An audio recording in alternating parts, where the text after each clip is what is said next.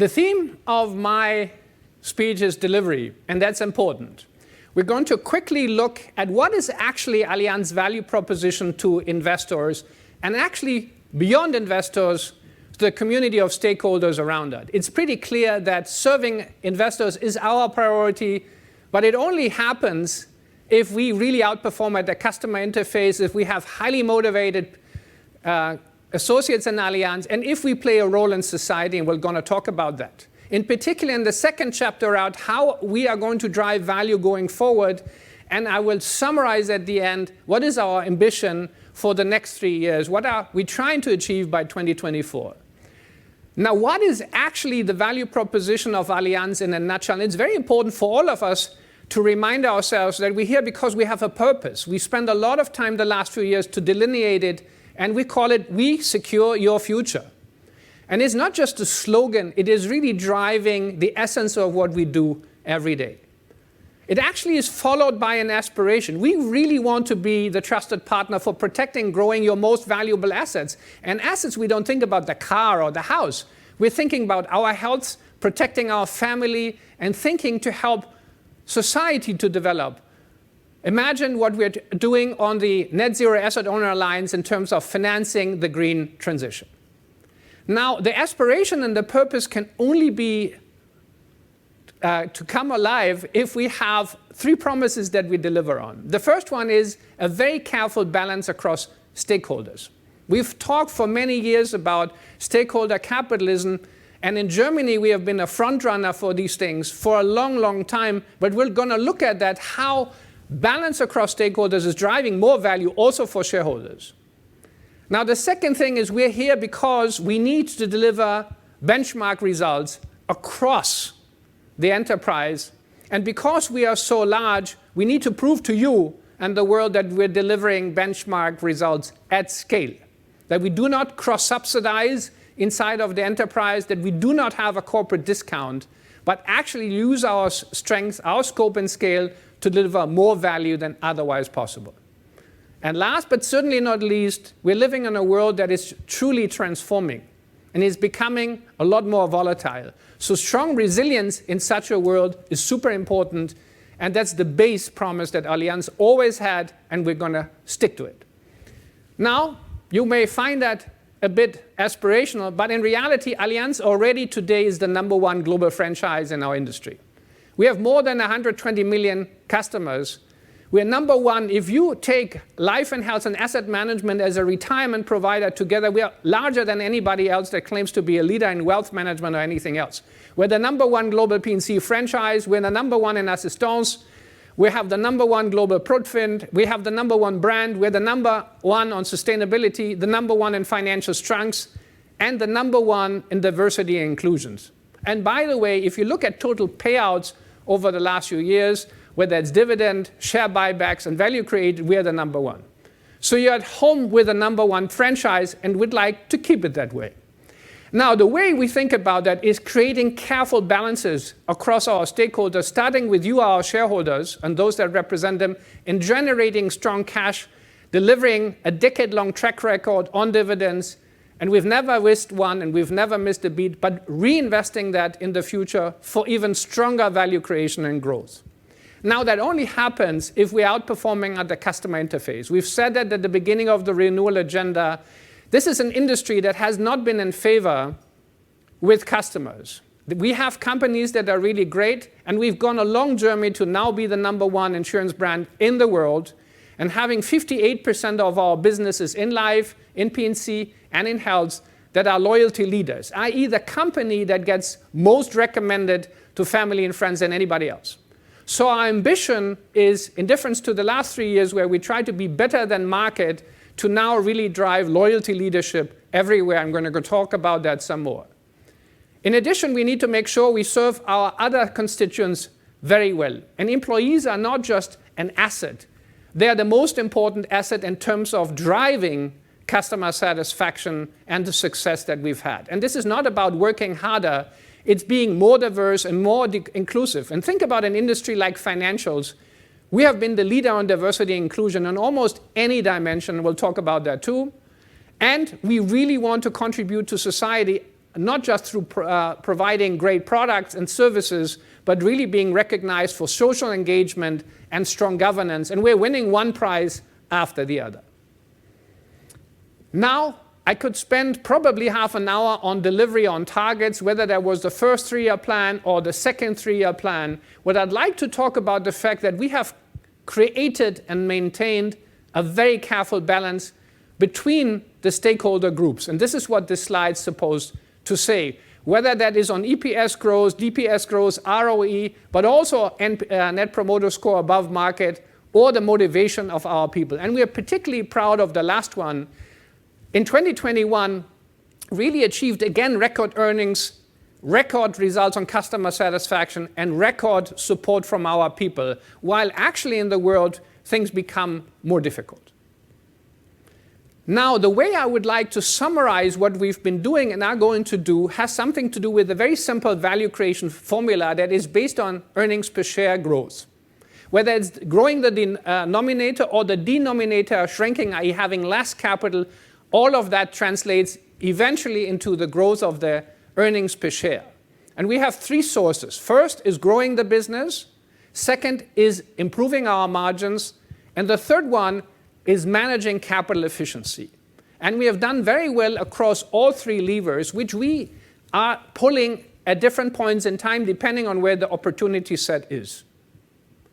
Now it's important to notice that our industry has been overall pretty anemic in terms of growth, particularly the first 3 years, and we're doubling growth to 3% and 4.5% operating profit growth the last 3 years. And we would really like to accelerate that into the future as we are gaining benefits from scale, and this is the story for today.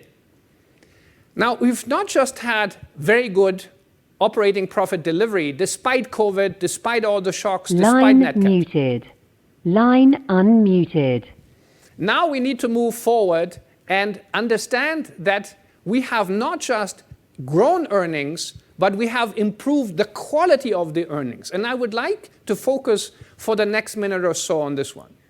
It's very important that we are coming out of a world for the last 125 years, until about 5-6 years ago, 70% of our earnings came from investment income, particularly in property casualty, having high coupons, equity gains that we'd reinvest, but not really making money through underwriting, if you think about it hard.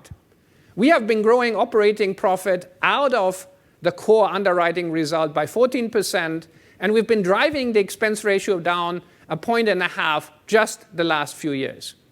And again, we'll continue to drive that as investment income is going to decrease further in the future, and we have to rely on really our own power to drive earnings growth. The second thing is driving the transformation on the life and health side. Interest rates are now, on a real basis, strongly negative in Germany in many places. So it's very important to drive the business mix changes. And we're now almost at 90% of our new business being in preferred. What is not preferred is still recurring premium from the old book. Basically, new business is close to anything other than what we want to do in the future. And our very strong asset management business has had outstanding investment performance plus driving productivity. Something we need to see, by the way, across the enterprise. Great underwriting and productivity gains, great transformation in life and health, plus driving productivity, as we've seen that in asset management. So the power of Allianz across the 3 segments is about to be leveraged, not just in the segment, by actually getting synergies between the segments, which we're going to talk about. Now, one of the tenets of our renewal agenda has been and continues to be extremely strong discipline in capital management.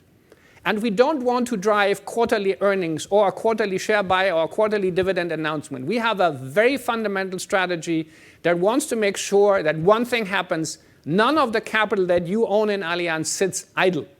Whether that's through dividends, organic growth, disciplined inorganic growth, and share buybacks. We are going to use the arsenal to maximize value creation in a flexible way as the market shows. And we're working on long-term improvements, which I'm going to talk about in terms of the partnership that we have announced this morning. This is not, again, about short-term movements. This is about rethinking our business model for the long run. Now, a couple of points. First, this is what we've done the last few years on M&A. What you see is the commitment that we've made, we have kept. We focus on bolt-on transactions, we clean the portfolio, and we're trying to do three things. First, strengthening the position in the markets that we're in. We have scale, but the industry is still vastly fragmented. So whether that's LV and LNG in the UK, Westpac in Australia, South America and Brazil, we're building out strong local franchises, and this was about 50% of what we did. The second thing, we're building out our life and health and asset management franchises. That's probably a little bit underrated. And as you see with Aviva, which is a protection business in Poland, with Taikang in China, or the bond management stuff from Gertin, we are building out our life and health asset management franchise exactly where and how we want to build them. And last but not least, and that's going to grow in importance going forward, we are accelerating the investment and the scalability of our global digital platforms. And I'm going to talk about that. Most importantly, on the claims management side, we believe in a world where frequency is going down and severity is still going massively up. Controlling the claims journey in terms of quality for our clients, in terms of payouts, and in terms of also quality of repair is essential for future success. By the way, the same will happen on the home side and other parts of our value chain. And we're building the platforms that are going to improve our economics and create own platforms. That all on the back of the promise we made a few years ago. The business model transformation in Allianz is ongoing, and I'm going to give you a couple of examples today, and Barbara and others will add to it. First, remember, the future has to be about high tech and high touch. And the way there is around having fewer, more intuitive products for our clients and no negative surprises. Still the lowest net promoter scores we get on claims that are not being paid. That one has to be better, and COVID was a nice wake-up call that we need to accelerate, and we're doubling down. The second one is digital by default, not digital on the margin, at the core of what we do, and this is what we're driving now in motor insurance. We're not trying to automate paper processes. We need to really use technology to redefine how services have to work. For that, we need better data and better data analytics. So for example, now 92% of our P&C retail business, we have verified email address and digital information, and that's the essential prerequisite for really moving to a digital model that's totally paper-free. The other thing is really getting rid of legacy. A little of the lot is we need to systematically wind down and decommission our old processes, products, and IT. That's very painful, but we are probably the leader in our industry in driving this transformation. It is not ending yet anytime soon, but we are already seeing the benefits of doing that, and I'll give you some example.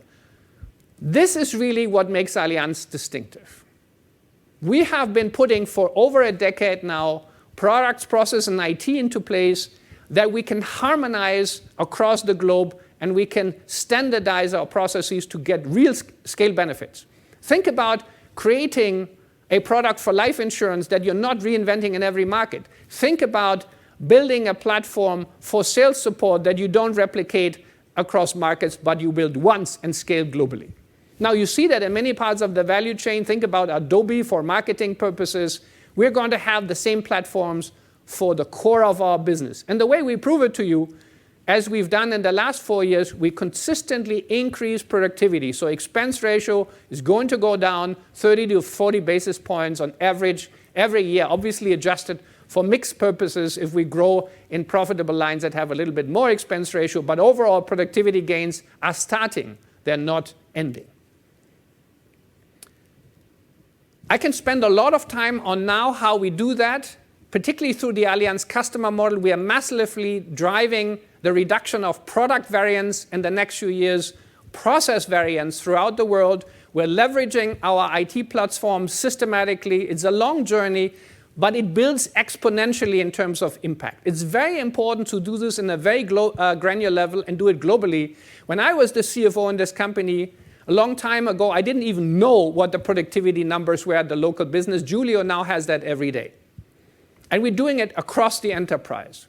The second thing, this is not a back office issue only. We're driving this now systematically into the distribution side by providing branding and marketing excellence, by driving millions and millions of leads into our sales engines, therefore driving up sales productivity and technical excellence on over time funding financing in new technology. We are spending $3.5 billion every year on technology. This is unmatched. The firepower that Allianz has in terms of tech in our industry is unmatched, and we are harnessing this power as we scale. Now let me point out to 3 examples that you know, but people don't really understand the leverage capability we have. With Allianz X, we have created not just an outstanding investment return vehicle for investing in digital revolution in our industry, we also have been able to build a strategic portfolio of assets that will allow us to scale, whether it's Control Expert, GT Motive, the partnership with Clark and Finanzen.de, which is one of the best platforms to drive distribution productivity, or Unicorn Insights, which we have created through partnerships with Lemonade, N26 Tribe, and others. Now, we need to increase the scale and the firepower of that even more, and we are planning to open it for third-party capital because, like from AIM in the past through Allianz Real Estate, now everybody wants to co-invest. So this is not just a strategic opportunity for us. We can actually leverage it into the asset management space and create more growth and value and more earnings for us on the asset management side. And this is a great example of synergy across the enterprise. The second example is Allianz Partners, the world-leading assistance and partnership platform for B2B2C enterprises. Amazing to see the strong rebound from the COVID crash. Allianz Partners made a profit last year when almost nobody did, despite the implosion on the travel side. And we are back 25% up in revenues this year with very strong profitability. In parallel, we have been digitalizing the platform. Think about that under such a stress and really winning one transaction and partnership after the other. So Uber outside of France is a partner of Allianz, of nobody else. And if you think about digital first transformation, this is how we start. And going forward, it is important to understand we are going to have access to many millions of clients that we are going to then bring back to our traditional distribution platforms that still generate enormous margin and value, and not just the other way around. Last but not least, under Allianz Direct, there's always lots of talk, but nobody really knows the facts. I know them because I spend a lot of time on them. We have created in 2 years, actually less, the first IT platform that is fully live across 4 markets. When I talk to you about one IT platform, it is one. It is not a similar, it's the same, and it runs seamlessly across 4 markets. We have been able to not just launch motor, but also home and travel across markets and successfully rebranded. Actually, the biggest beneficiary of the Usain Bolt campaigns have been our local companies because of its resounding success. Now, there are challenges, of course, because when you have COVID and things related to it and there's no new business in motor, the direct platforms suffer the most. So post-COVID, we need to start scaling it. But this year already, I can tell you, after a massive cleanup in Germany, we're growing 30% in new business. Despite that, with a very nice attachment rate between MOD and Casco, which is really important for profitability. So it will be the platform for the future as we think about what is the operating platform for motor insurance. So all of that we will scale, and Barbara will talk about it some more as we move forward. Now I would like to remind us that this is not about, again, another 3-year plan. This is a picture of the last 20 years. If you think about it, hardly the last 10 years in detail. Every time there is a major event, Allianz continues to power ahead. Even with COVID, you will see by the end of the years with massive flood, by the way, the biggest ever insured events in Germany, Allianz is coming back with strong performance. Because of the diversification we have and the decisive action we are taking in light of these unavoidable challenges. Nobody could have foreseen really COVID as it happened, or the last Nat Cat, or the negative rates, but we're dealing with it very aggressively. And again, in parallel, driving the support from other stakeholder groups, not just shareholders. Now let me tell you now about what we think is going to happen and how we will react to it. The key thing is when you read everything out there, you need to really get depressed because the challenges for our industry are enormous and they are building. I talked about investment income being 70% of the earnings not too long ago. It's disappearing, not just in life insurance, but also in P&C.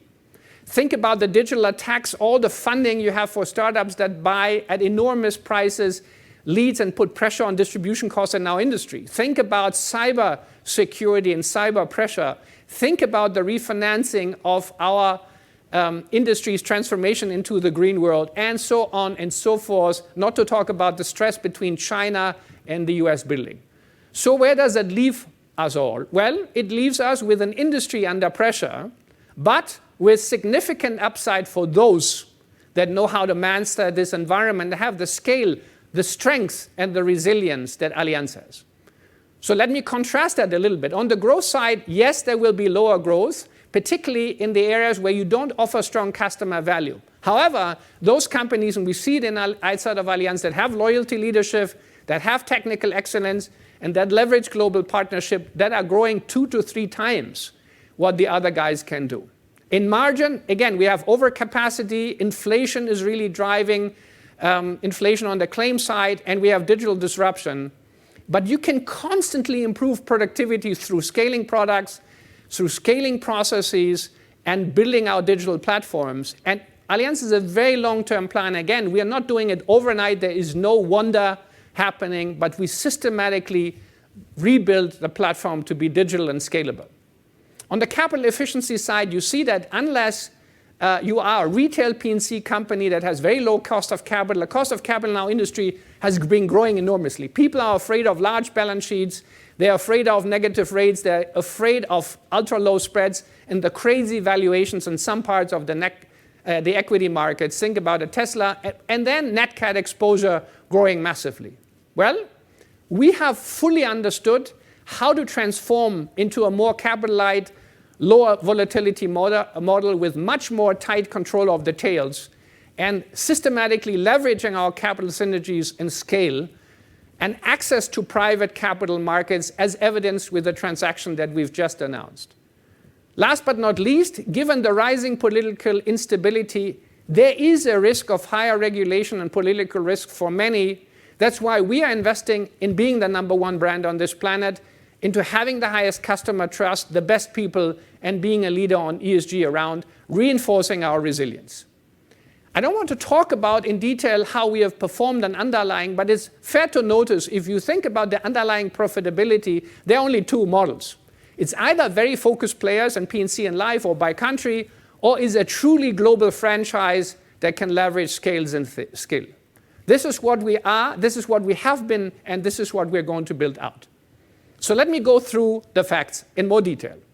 For the next few years, we really would like to grow earnings per share 5 to 7%. And we're giving us a range because there's lots of interesting things happening outside the space. But we'd like to combine the 3 sources of value creation in an intelligent way. Growing our business, further expanding our margin, and driving capital efficiency, like with a partnership that we've announced today around Talcott in the US with Allianz Life of America.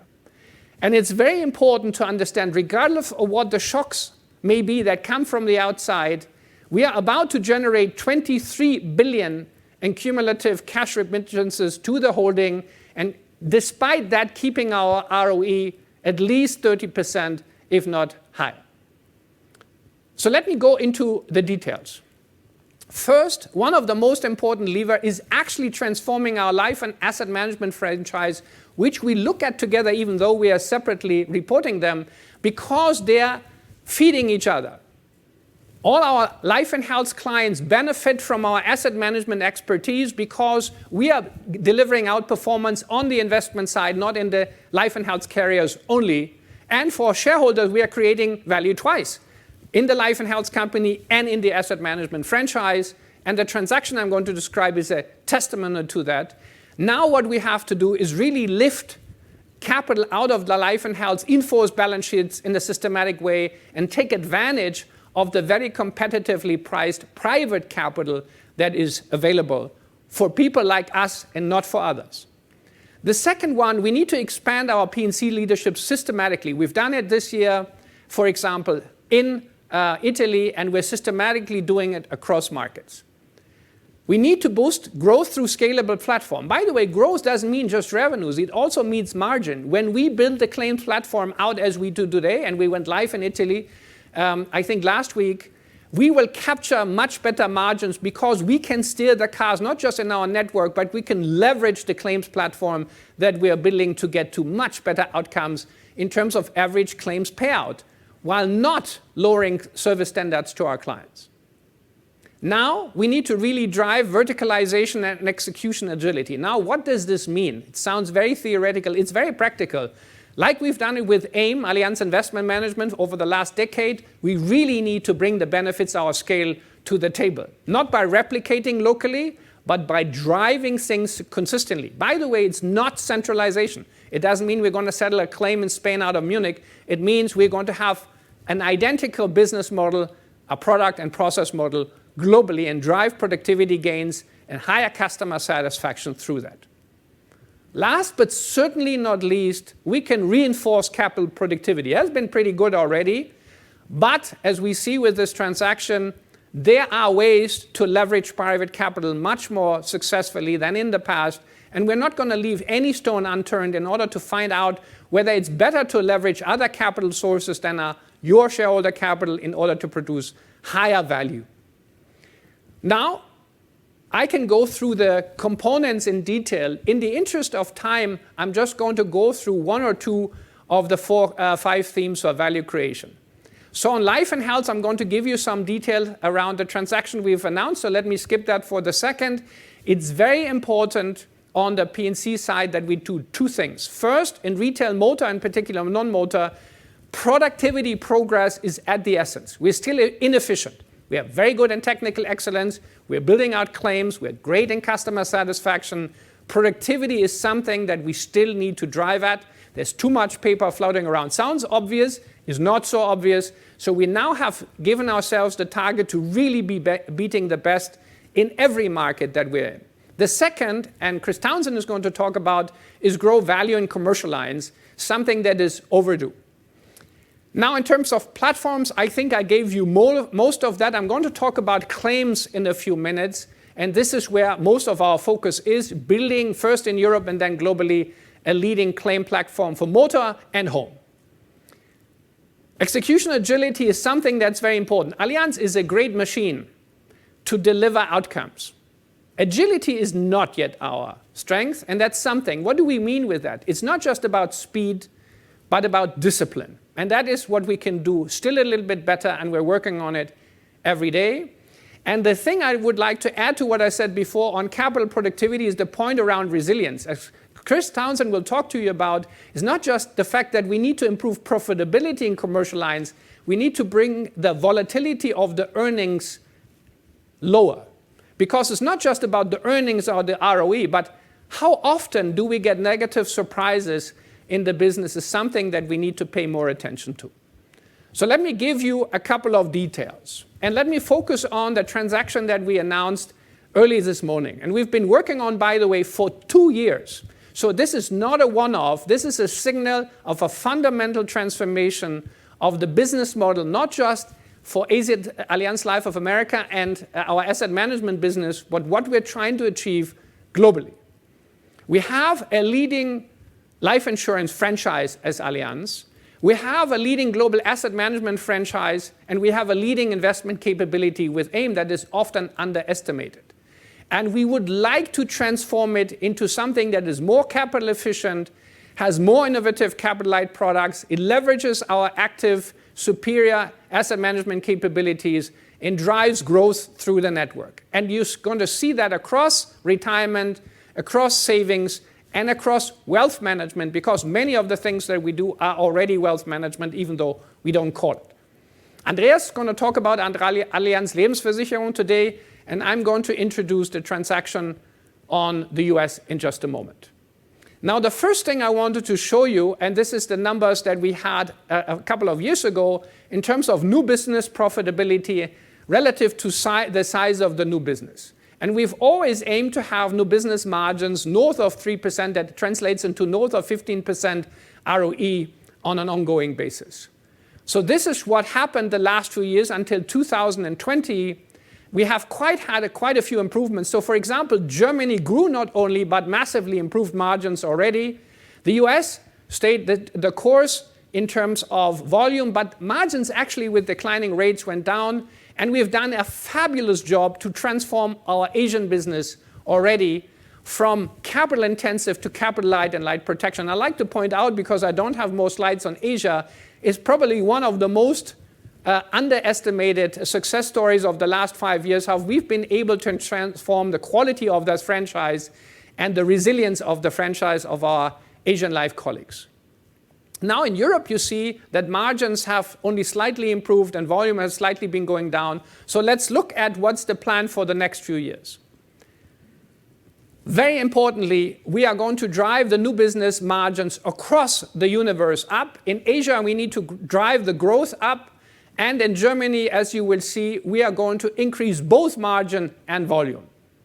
Even for core Europe, where margin pressure has been extremely strong because of the shift in business that we've been able to do, now also in France, which is probably the toughest market in Europe, we are moving margins to the target level almost everywhere.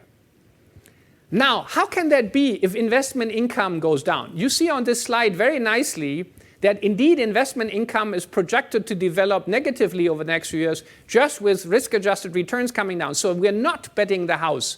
We're not going out on the risk curve. In fact, we're driving up technical margin and loading in fees to drive operating profit up. So the quality of the earnings, ladies and gentlemen, is going to massively improve over the next few years while we drive more value. And we are one of the few people that can actually do that. Now let me show you how it works in practice, not just through new business, but taking a very close strategic look at our in-force. Allianz Life of North America is already one of the best life insurance companies in the industry. Everybody said that, everybody always wanted to buy it. Well, you don't sell something that is as good as it is, but it has been very capital intensive. So we thought long and hard, how can we leverage the power of Allianz Life of America and our asset management franchise to create even more value? So we have the leading US index annuity provider with strong earnings. By the way, on average 1 billion operating profit, which is 23% of the life segment and 9% of the group. So it's a big business for us with very good ROEs. It was already 12% over the last few years, but it consumed about 8 billion in IFRS capital. By the way, this is the business in Allianz that consumes most of the absolute amounts of capital, more than any other. So we knew we had to do something. In addition, we have the leading global active asset management franchise. A lot of people don't know that, with 2.5 trillion, 3 billion operating profit, 24% by the way of the group. So it's a core part of what Allianz is, not a side hobby as some people believe. And it has been growing earnings 8% per year. Now a cost-income ratio of 60%, which is the envy of the industry, not only at PIMCO, but also now at AGI, and improving the cost-income ratio 80 basis points every year from 18 to 21 on average. Now, what we are doing now is we are creating a partnership together with Talcott and Resolution. And by the way, Resolution is already our partner on the transaction we've done in Switzerland a couple of weeks ago, the first ever large-scale backbook transaction that Switzerland has ever seen. And we're going to reinsure about 30 billion of our FIA reserves. And PIMCO and AGI will become a partner of Sixth Street and Talcott, and that's very important. So we're not selling a part of the book. We indeed are creating a win-win for both parties by leveraging the capability and freeing up 3.6 billion of capital of Allianz Life. That's 9%, ladies and gentlemen, of our group Solvency II ratio. We're going to receive 1.8 billion in ceding commissions post-tax, plus we will have a day one effect of 450 million euro on day one. Now, it took us a long time to come to this partnership because for Allianz it's very important to have a very strong risk management framework in place. The world is becoming more volatile, and we need to make sure that this partnership also holds if there's a shock.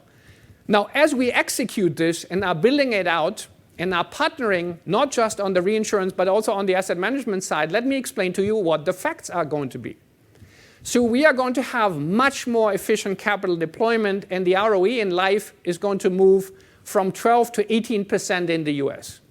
The segment will improve at least by 1 percentage point in terms of ROE, while the profit level remains almost unchanged. Can I repeat that? The profit level stays almost the same. Why is that? Because while we lose operating profit in AZ Life, we're making this up through reinforced asset management fee income, particularly for private credit and other alts, which are much more attractive for us, and recurring asset management fee income of about 60 million per annum, with much higher multiples and much more stability. So it's a real win-win, and it's the beginning of a journey. It's not a transaction. It's actually a partnership that we'd like to extend, both on the existing portfolio of AZ Life. Think about variable annuities. Think about creating new products to distribute, leveraging private capital and its capital efficiency in a systematic way, and it will not stop at the US border. Now, as we move through this transformation, what are you going to expect? This slide shows you capital intensity on the one axis and increasing profitability. So what we are actually seeing on this page is the current target. We would love to have 13% ROE, and we don't have it. And that's why investors have been very cautious in terms of 2020 numbers and says, is this ever going to move with interest rates keep on going down, spreads keep on going down, equity markets volatility? Well, that is the future, what you're seeing on this page. The US I just explained to you in terms of capital intensity declining, you see that with a shrinking bubble, and ROE jumping to 18%.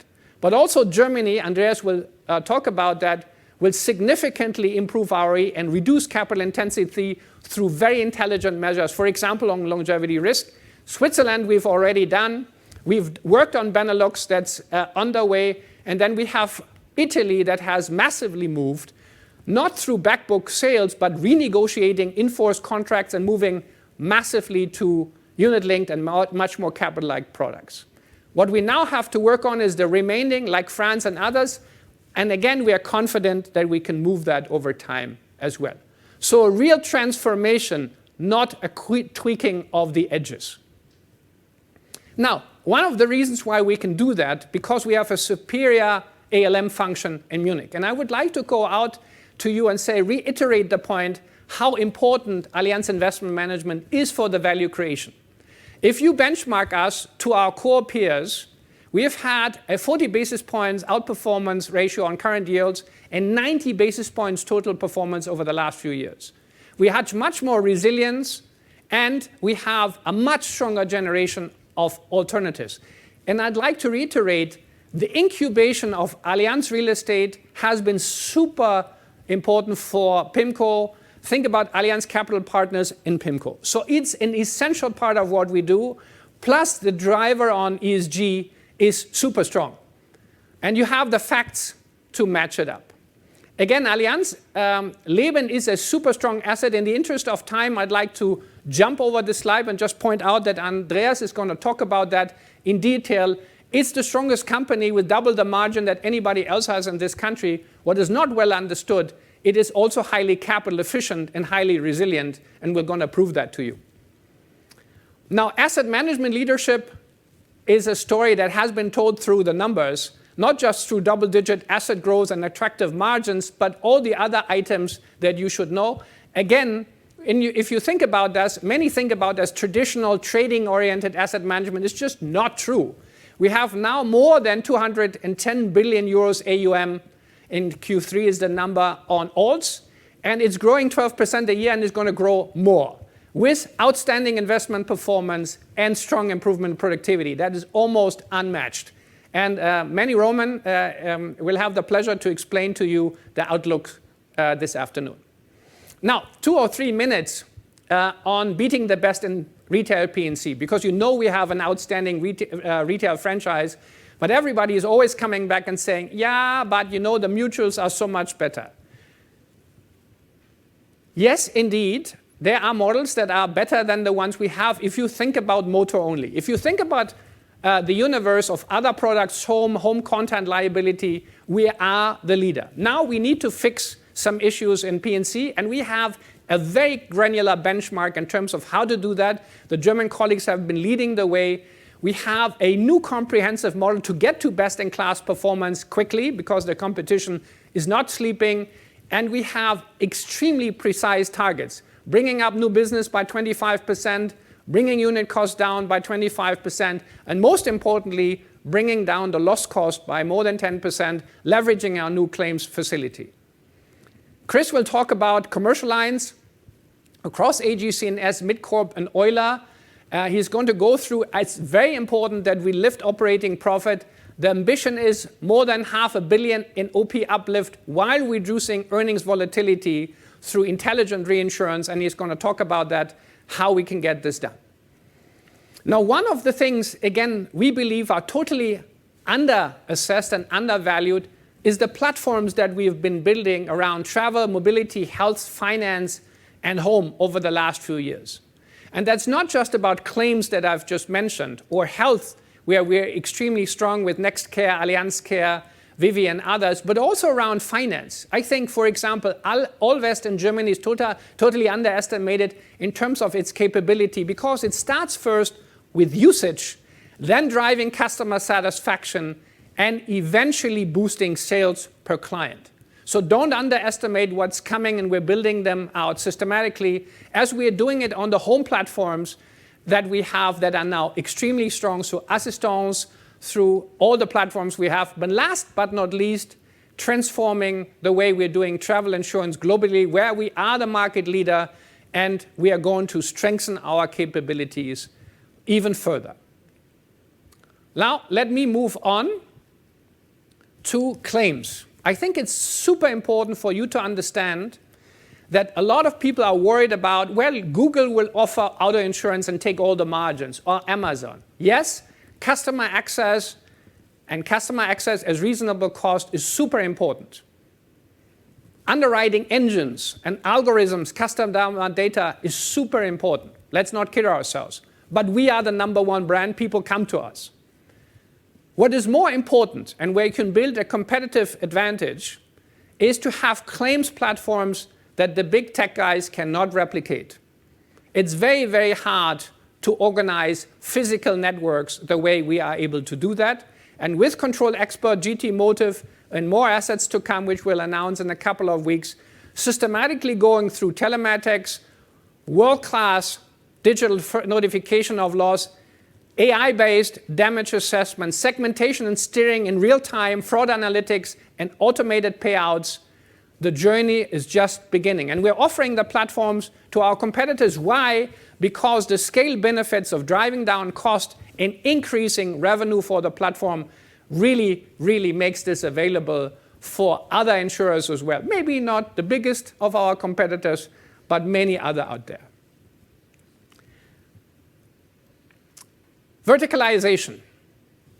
When you think about Allianz, people say you are a multi-local company. The reality is, when you think about our brand, it's all totally global. The way we do websites, it's totally global.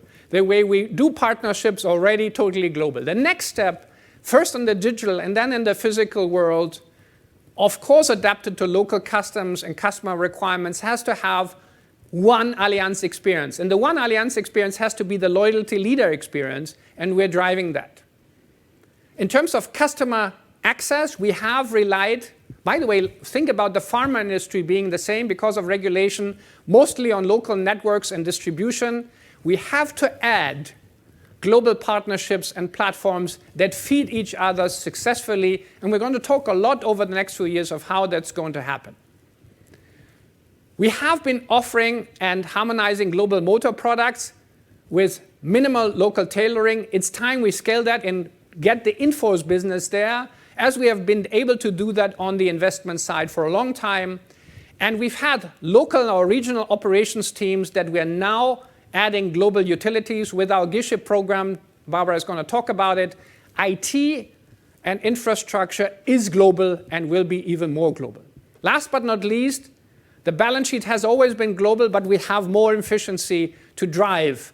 And when you look at the verticalization, the largest amount of work that's still to be done is actually in P&C, because this is where all the people on the local processes are in the legacy, and it's also true for old life systems. So this is where I have to move on platform, asset management, reinsurance, AIM, treasury. We're already where we need to be.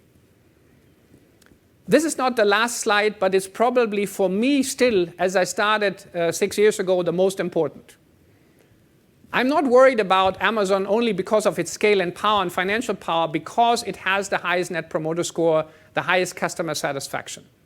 So we have been moving aggressively on the brand. We have been grooving massively on voice of customer, on getting marketing excellence to the digital world.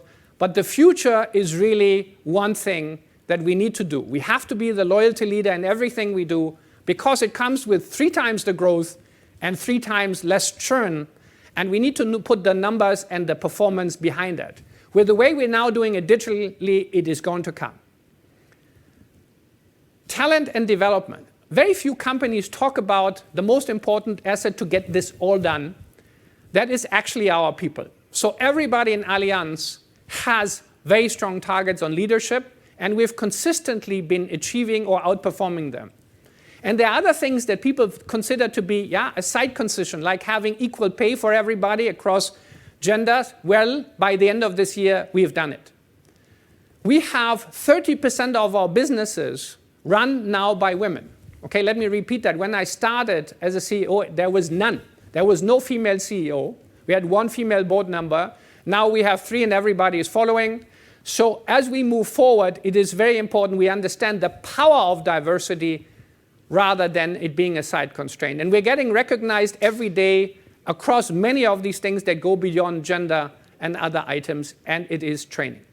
So let me go quickly to the summary of how we are trying to lift our ambitions even higher.